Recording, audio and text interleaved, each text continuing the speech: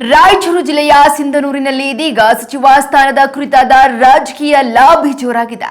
ಹಂಪನಗೌಡ ಬಾದರ್ಲಿ ಅವರಿಗೆ ಸಚಿವ ಸ್ಥಾನ ನೀಡಬೇಕೆಂದು ಆಗ್ರಹಿಸಿ ಬರೋಬ್ಬರಿ 4,000ಕ್ಕೂ ಹೆಚ್ಚು ಕಾಂಗ್ರೆಸ್ ಕಾರ್ಯಕರ್ತರು ಭರ್ಜರಿ ಪಾದಯಾತ್ರೆ ನಡೆಸಿದ್ದಾರೆ. ಎಪಿಎಂಸಿ ಗಣೇಶ್ ದೇವಸ್ಥಾನದಿಂದ ಆರಂಭವಾದ ಈ ಯಾತ್ರೆ ಸೋಮಲಾಪುರದ ಸಿದ್ಧ ಪರ್ವತ ಅಂಬಾದೇವಿ ಮಠದವರೆಗೆ ಸಾಗಿದೆ. ಈ ವೇಳೆ ರಥದ ಮುಂದೆ 1,100 ತೆಂಗಿನಕಾಯಿಗಳನ್ನ ಹೊಡೆದು ವಿಶೇಷ ಪ್ರಾರ್ಥನೆ ಸಲ್ಲಿಸುವ ಮೂಲಕ ಕಾರ್ಯಕರ್ತರು ತಮ್ಮ ನಿಷ್ಠೆಯನ್ನ ಪ್ರದರ್ಶಿಸಿದ್ದಾರೆ. ಮೆಹಬೂಬ್ ಸಾಬ್ ದಾಡೆಸಗೂರು, ಮಂತ್ರಿ ಮೆಹಬೂಬ್ ರಬಿ ಸಾಬ್ ಸೇರಿದಂತೆ ಹಲವು ಪ್ರಮುಖ ಕಾಂಗ್ರೆಸ್ ಮುಖಂಡರು ಹಾಗೂ ಯುವ ನಾಯಕರು ಈ ಪಾದಯಾತ್ರೆಯಲ್ಲಿ ಪಾಲ್ಗೊಂಡು ಹೈಕಮಾಂಡ್ ಮೇಲೆ ಒತ್ತಡ ಹೇರುವ ಪ್ರಯತ್ನ ಮಾಡಿದ್ದಾರೆ. ಒಟ್ಟಿನಲ್ಲಿ ಸಿಂಧನೂರಿನ ಈ ರಾಜಕೀಯ ರಣತಂತ್ರ ಈಗ ಜಿಲ್ಲೆಯಾದ್ಯಂತ ಭಾರಿ ಚರ್ಚೆಗೆ ಗ್ರಾಸವಾಗಿದೆ.